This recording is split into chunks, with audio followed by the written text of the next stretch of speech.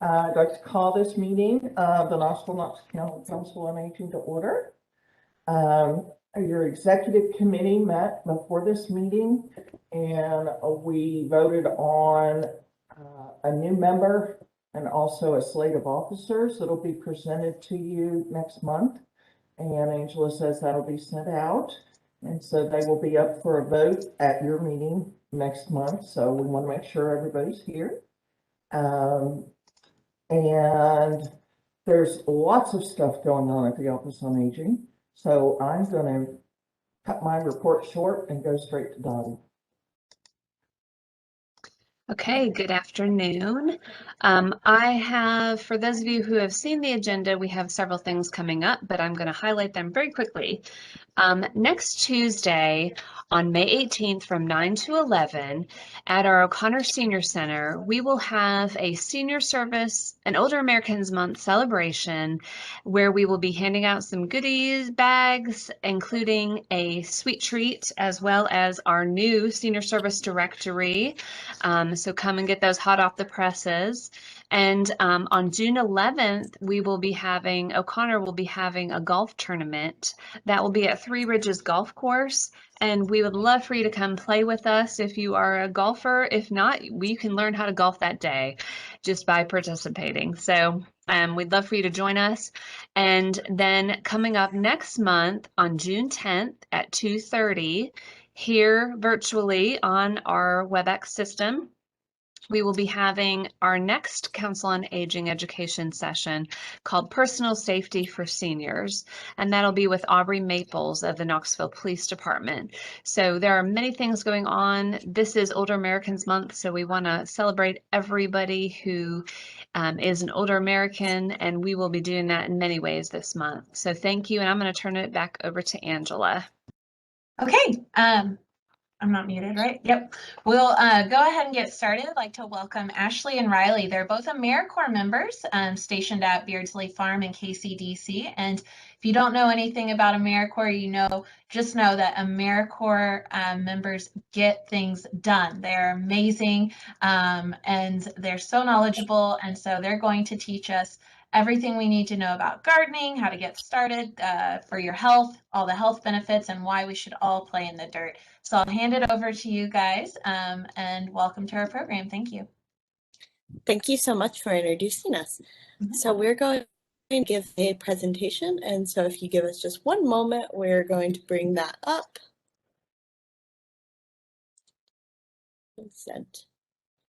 All right, are you guys seeing that okay? Great. All right, so welcome everyone to Gardening for Your Health. My name is Ashley Mays, and here with me is Riley Douglas. And today we're going to discuss all the wonderful health benefits that a garden can bring. Let's start with a general question. How can gardening make us happier, healthier, kinder, sweeter, and more enlightened humans? It's a really big question with a lot of really big answers. Today we're going to focus on gardening and disease prevention. Gardening can help prevent disease in three main ways. The first is through the nutritional benefits of eating vegetables, which I'm sure is not news to any of us. We hear time and time again that we should eat our vegetables, but I'm going to break down some of those specific benefits. The second is through the diversifying of our exercise. Gardening naturally asks us to move our bodies in a variety of ways, strengthening our bones, joints, muscles, and hearts. Lastly, gardening plays a significant therapeutic role in our mental health. Why do flowers make us happy? The sun warm our hearts and our minds. Outside of disease, as it is, gardens facilitate healthy communities, relationships, and have a profound social and environmental impact on our planet. And after all of that feel-good information about gardening, we'll go over some tips and strategies on how to get you started with your very own garden, and then we'll open this up for a discussion and any questions that y'all might have. You are what you eat. We hear it time and time again, but it's true. You and I are heterotrophs, and this means that we gain our nutrition through eating someone else. Plants are autotrophic. That means that they can conveniently make their own food using the sun's light as a catalyst. You and I are not so talented. When we eat a tomato, we absorb its nutrition, and the lines between you and the tomato are blurred. This is true when we eat rice and potatoes, cookies and pizza, and spinach and artichokes. If we care for our plants in the garden, then they'll do the same for us. They offer up their nutrient-dense bodies, which have been proven time and time and time again to be a highly effective means of disease prevention.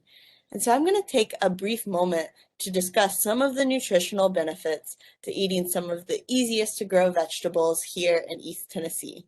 These plants are also all a part of our Green Thumb seed and seedling giveaway, which we'll cover at the end of our class. First up, we have a Tennessee classic, tomatoes. Consuming a tomato daily reduces the risk of hypertension. Tomatoes aid in healthier skin, bones, teeth, and hair. And actually, cooked tomatoes are healthier because it activates lycopene, an antioxidant that defends against cancer.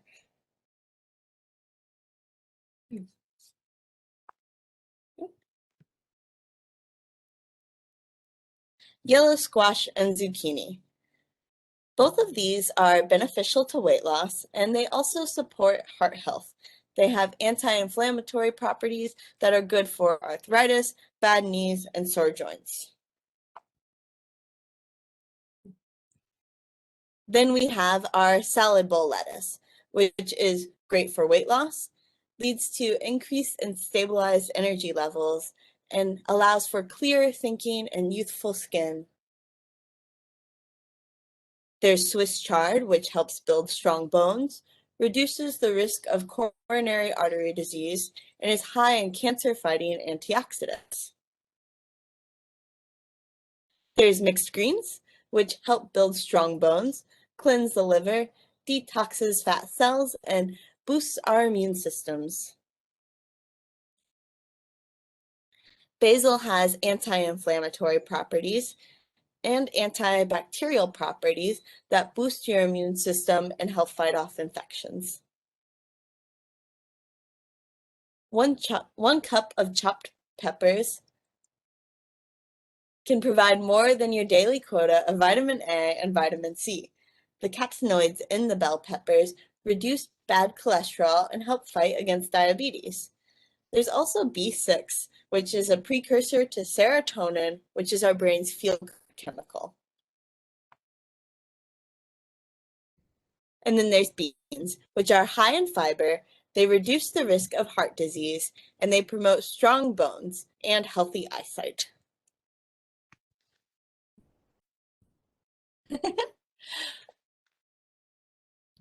Movement and food. Not only does eating fresh foods help our health, but also growing these foods can impact our lives and bodies in multiple healthy ways. If you've been eating without doing much work, who and where is your food coming from? I invite you to think about your day-to-day interactions with food. Is it sitting in your car, waiting in line for a fast, easy meal? Is it walking around a grocery store that are built to satisfy every food need and more? Or is it your own backyard watching your hard work grow and to nourish your body?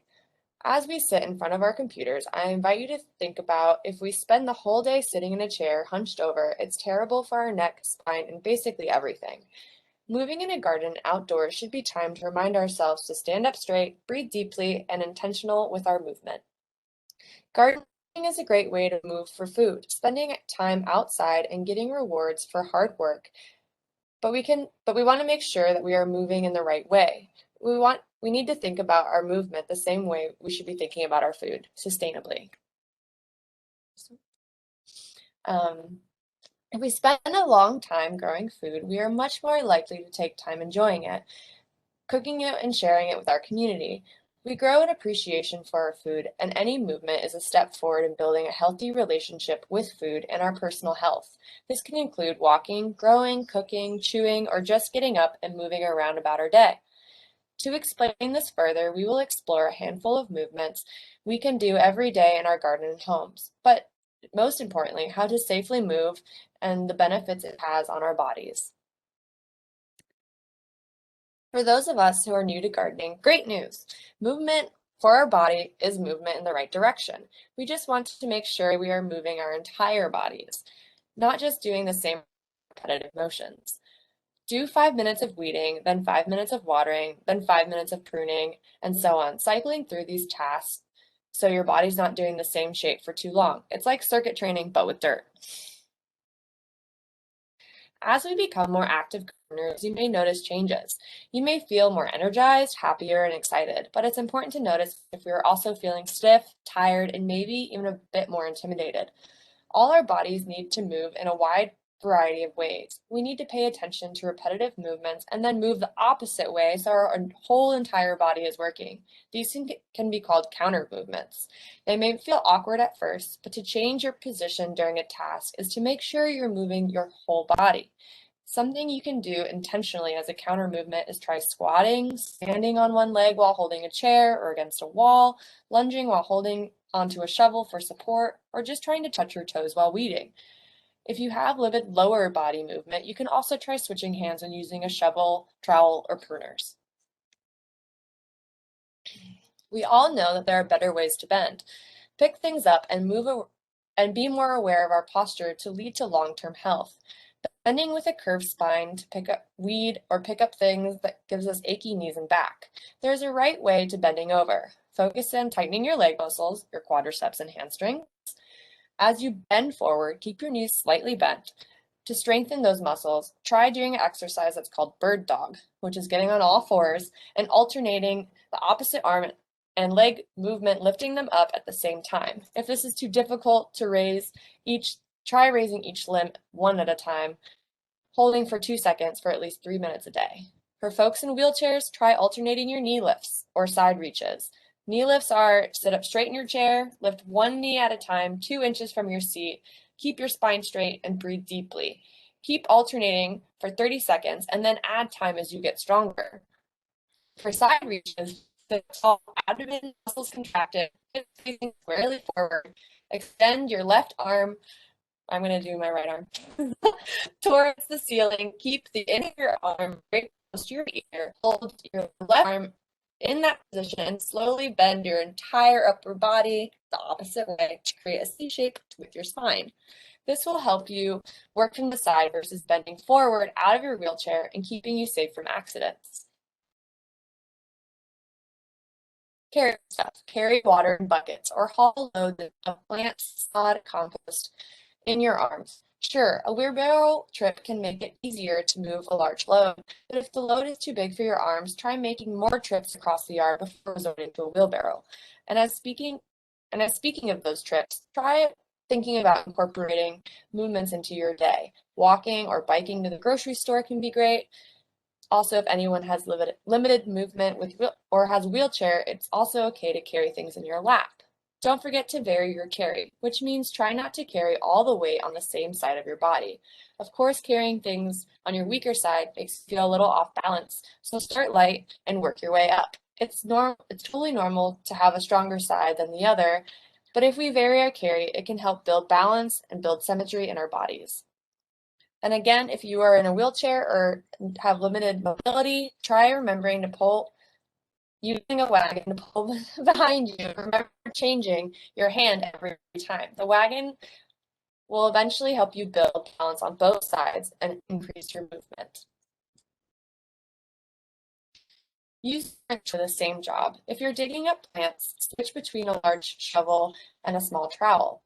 The task you're completing is the same, but again, you'll be using different parts of your body in different ways, so you're less likely to get fatigued in one area. Good example is raking. The muscles you use is your core, shoulders, and arms. This is a common task for mulching or getting leaves out of the garden. The right way to do this is use short, quick motions that keep your rake close to your body. Switch sides every 2 to 3 minutes to strengthen these muscles. Also, you can try to do wall or countertop push-ups. Or if you're in a wheelchair, do arm holds, which simply sit up straight, hold your arms out to shoulder height for 30 seconds twice a day. You'll be surprised how much your arms shake and build strength. You may also layer this with the alternating leg lifts. Mix up your grip. Hold the trowel with the other hand, or reverse the way that you stack your hands when using a shovel. Try to strengthen yourself on the left and right. Yes, the job feels less efficient, but in the larger picture, it's not that efficient to work one side of your body a lot more than the other. Again, we are building balance and strength. Gardening is great for wrist, grip, and strength. Pulling weeds, picking things up, planting, and using tools are all good ways to work those wrists, along with counter exercises like opening and closing your hands for 10 minutes, fish flops, which is just this, waving your arms and legs around, or hands around, to loosen them up, and don't forget self-massage. This is important because in 2018, a UK study, wrist strength was strongly associated with a wide range of adverse health outcomes. They studied over 50,000 people of the age of 40 to 69. And at the end of the study, folks with the strongest grips had the least amount of health problems and tended to live the longest. Lastly, don't stop at gardening. Like any exercise, it's very important to stop after moving. After you're done in the garden, take a walk, do some yoga, stretch out after stops because you're moving around lactic acid that builds up in our bodies during the day. And always remember to take your time, breathe deeply, and drink water. Making in the kitchen movement to turn fresh veggies into food. They must be prepared, picked, cut, mashed, plucked, banging, rubbing, beating, soaking, tearing, pounding, preserving, and frying. The kitchen is also a great way to share this movement with family and friends and community. Social movement is good for your brain health. Teaching a grandchild or neighbor how to beat an egg is good for your wrist, arms, and heart. Next up, we have gardening hormone. Biophilia is a term that was coined by the renowned psychologist Enric Fromm, and it translates directly to the love of life. It describes the human drive to connect with nature and other living things. The term was popularized in the 1980s by Harvard biologist Edward O. Wilson. Wilson proposed that humans' attraction to nature is genetically predetermined and the result of evolution. So, for example, a human's appreciation for flowers, he theorized, was due to the fact that for many plant species, flowers signal that fruit, a rich source of nutrients for early humans and current humans, would be arriving soon. So from the lens of evolutionary psychology, people who are well connected to landscapes, animals, and water sources are more likely to survive. Survival rested on creating cohesive groups and a shared belief in something that's bigger than an individual. This can be an effective mechanism for coordination. The person who fully loves life is attracted by the processes of life and growth in all spheres. All of this love of life could be explained by the phenomena of forest bathing. The term emerged in Japan in the 1980s as a physiological and psychological exercise called shirin-yoku, or forest bathing, or taking in the forest atmosphere. The purpose of this was twofold. It was to offer an eco-antidote to a techno-boom burnout and to inspire residents to reconnect and to protect the country's forests. The Japanese quickly embraced this form of ecotherapy. In the 1990s, researchers began studying the physiological benefits of forest bathing, providing the science to support what we all innately know: time spent in nature is good for us. While Japan is credited for the term, the concept at heart is not a new practice. Many cultures have long recognized the importance of the natural world to human health. And some of the health benefits that we've been able to measure include decreased anxiety and stress, improved quality of sleep and rest. Being outdoors can help build empathy to strengthen our relationships. And lowered blood pressure, pulse rate, and cortisol levels were measured after walking through the forest, as well as decreased blood glucose levels.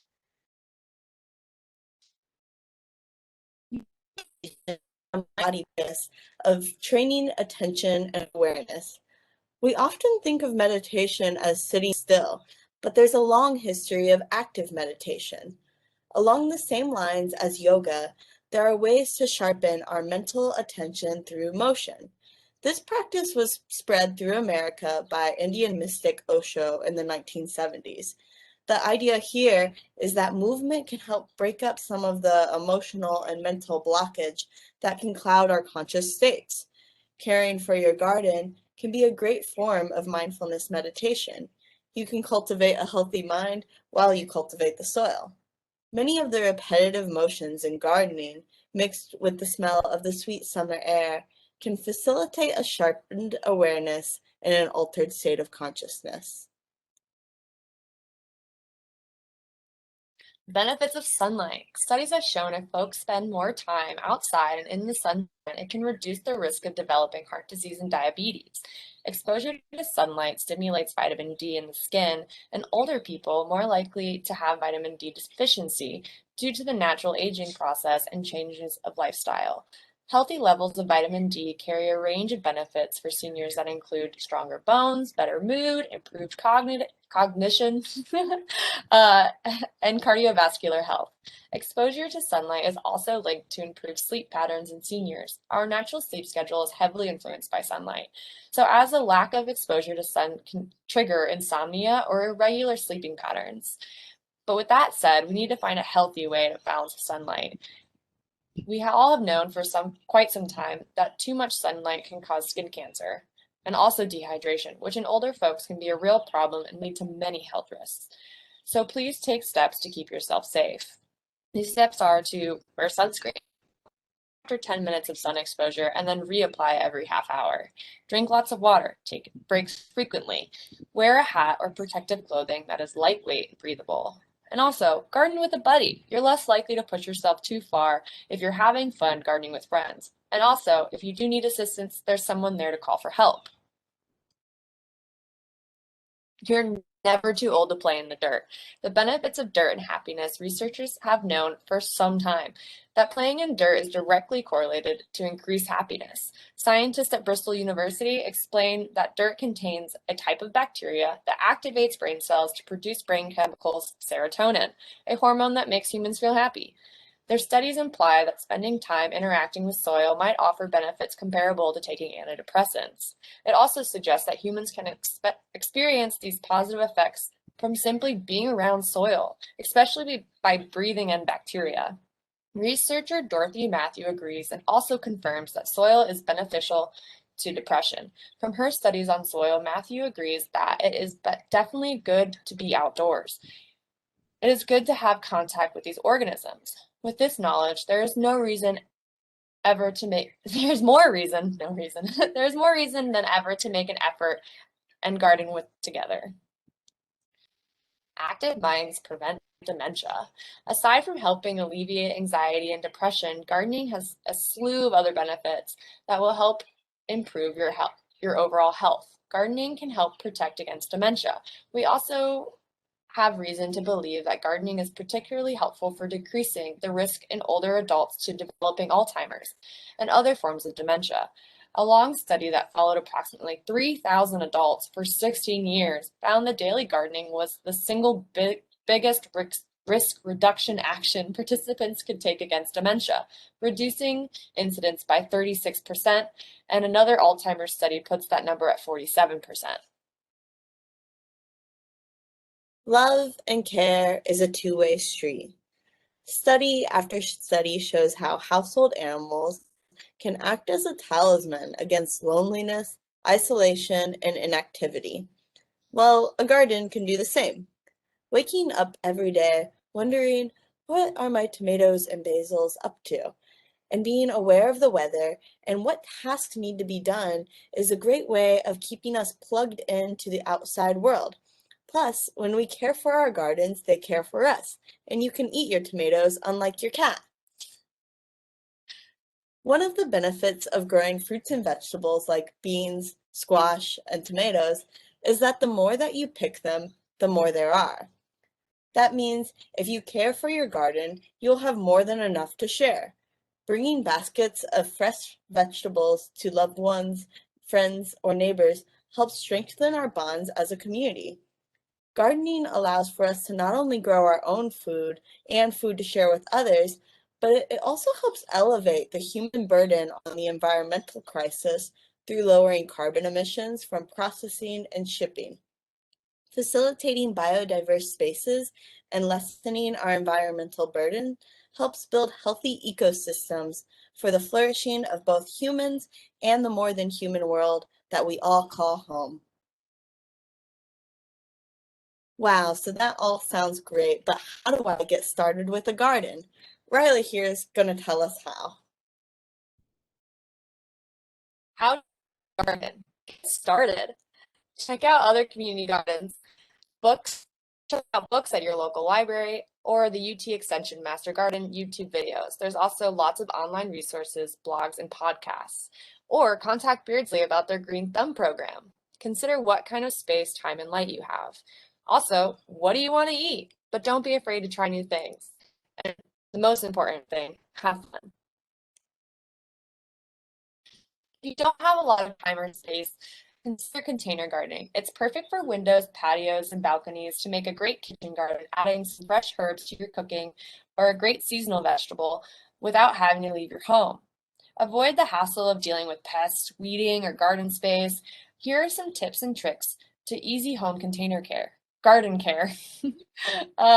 Food for thought is that most veggies grown outside can also be grown in a container, but vining plants like peas, watermelons, squash, and cucumbers will need something to trellis on as they grow. Again, keep in mind the amount of space and time you have, even when considering container gardening. The top 3 things to remember is light, water, and soil. In particular, while container gardening, make sure any container you use has 1/4-inch holes in the bottom and has holes every 1 to 2 inches. Also, make sure the container is the correct size for the plant you want to grow. When choosing a container, almost any vessel can be used to grow your plants, but some containers are suited better for particular plants. Pots from 6 to 10 inches in size are satisfactory for green onions, parsley, and herbs.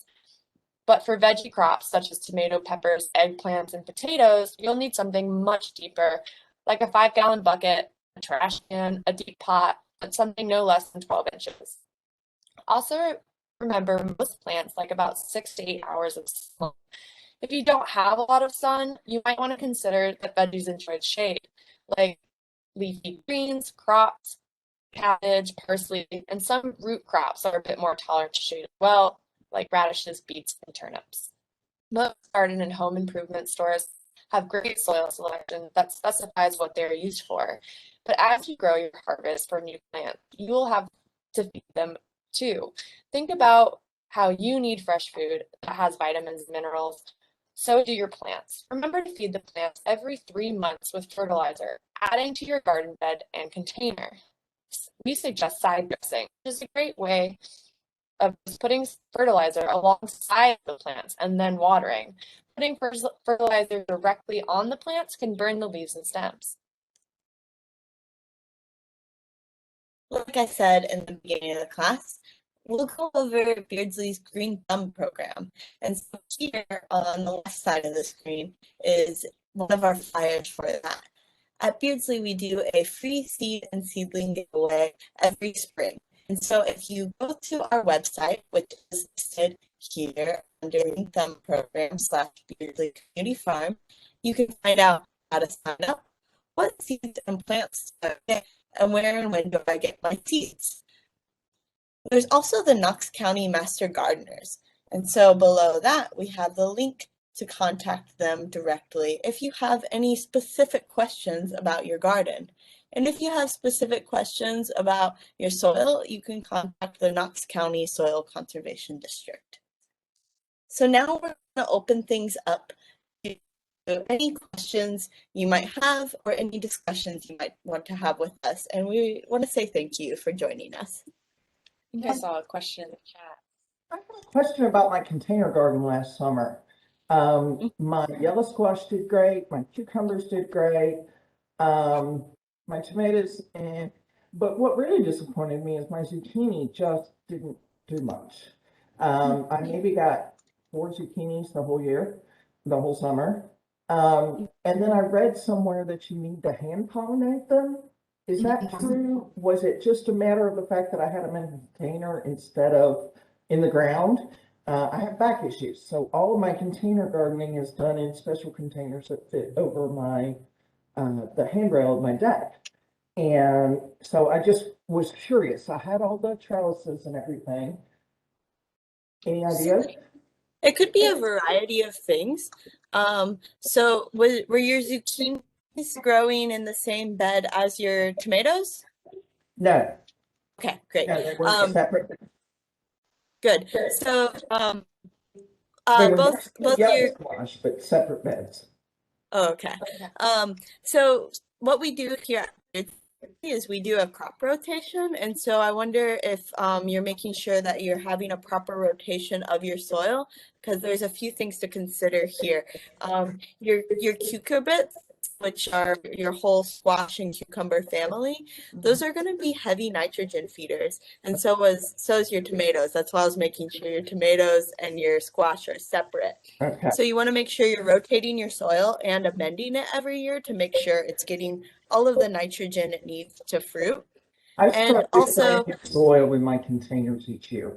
A brand new potting soil. good. Great. That's perfect. And then, yeah, the next thing is probably hand pollinating them. You might not have enough pollinators that are giving you enough squash. And so another thing that you could do is plant more flowers around it. If you plant big, beautiful zinnias and sunflowers, that could be a beacon for pollinators to come and visit your garden. And then if you don't have time to do that, or you want to make sure you get them, go in there with a little toothbrush and pollinate them. Okay, thank you. Also checking your drainage holes, because anything in like the squash family doesn't like wet feet. So Oh, they like to dry out as well from time to time. Not completely dry, obviously, but they don't like to be overwatered either. okay. Okay. Well, I hand water them so they don't get, except for when they get rain. I'll check the holes. We had a one online, and it was what type of vegetable or fruit gives you natural vitamin D? Mushrooms do, but you It's can not a grow. vegetable or fruit. No, it's different. But that is the biggest source. There are actually there's a lot of sources that say they actually give you the most vitamin D. And it can also satiate your hunger as much as eating protein. But that is a different slideshow. But you can grow your own mushrooms, and we have a really good resource in town for that. It's Everything Mushrooms, and you can buy already inoculated shiitake logs from them, and all you have to do is water them every so often, less often than a garden. So if you just put a shiitake log in a dappled shade area of your yard and keep it wet every so often, then you can grow your own shiitakes and get all of the natural vitamin D that you need. It's also great if you don't have any sunlight in your house, really. If you put it on top of your fridge, it gets warm enough to grow those mushrooms and have them inoculate. And you can do that. They have bags instead of logs. But once that has grown, it kind of stops, and then you can just use that to either mulch your garden outside or compost. That's awesome. Another question was, can individuals volunteer at Beardsley Farm if they're not able to make a garden at their own residence? Absolutely. So Beardsley Farm is powered by volunteers. We would not be here if it weren't for volunteers. And how you can volunteer and get produce is you sign up for our work share program. So you can either send us an email or fill out an application online.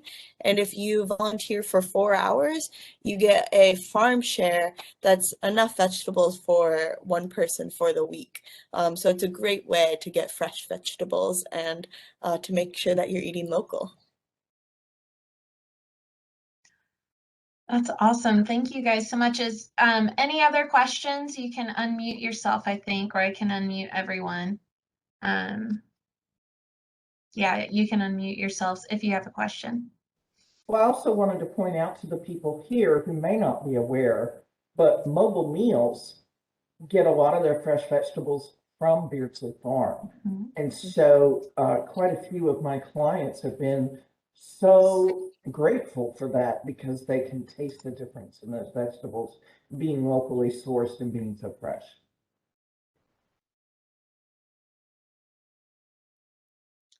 Yeah, definitely. That's a great point. Mobile Meals is just like a quick. There's Mobile Meals, and then here's Beardsley. So we're next door neighbors, and when you pick a vegetable, it's from that life source that it was growing from, and so the decay process starts instantly. So if you take that vegetable and you put it in a refrigerated train or plane and ship it all over the world and then put it in a grocery store but cover it in wax first so you can't tell, a lot of that nutrition starts to decay out of that vegetable, and the nutrition goes away, but so does the flavor. So eating things that are picked right from the park near you is really the best way to go.